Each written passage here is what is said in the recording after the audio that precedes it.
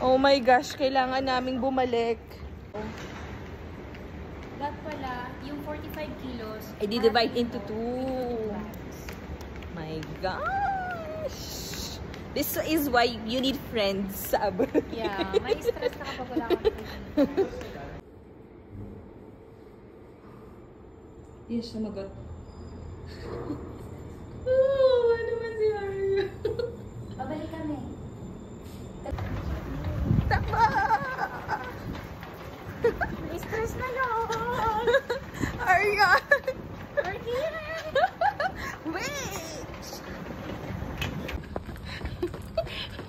Bilisan niyo, may pag-graduate pa yan!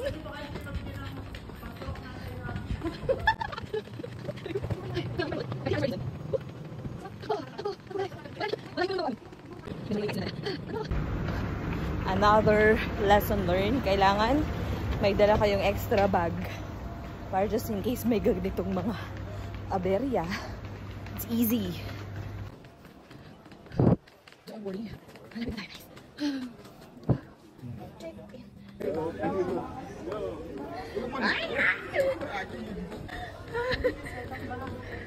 Ariel, welcome back!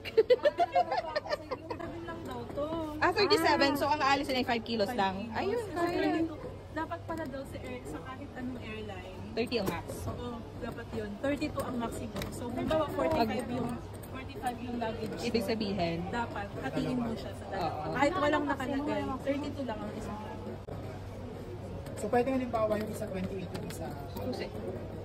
Susi. So, yung mga damit. Yung malaki.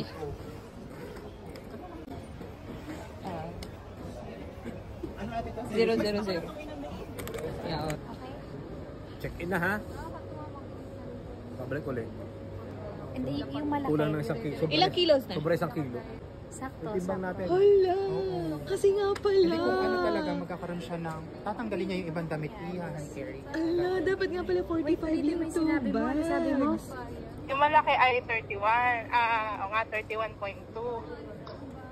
So, Maliit. pwede na kaming umalis? Oh, yung maliit ay 14. So, 31. Sabi sa inyo, Sakto, kailangan mo plastic. 45. Kaya nga, ba't di ka kasi nagdala? Ayun, taray nyo eh. Ha? Hindi, wag naman kuya plastic, Hintayin ka tote bag. Nung sinabi kong magbukod sa plastic, sabi nyo, bakit? Hindi na. Galit Dapat talaga kayo. merong Galit. Hindi merong plastic tote bag. That bag. Galit Oh, bag. kayo.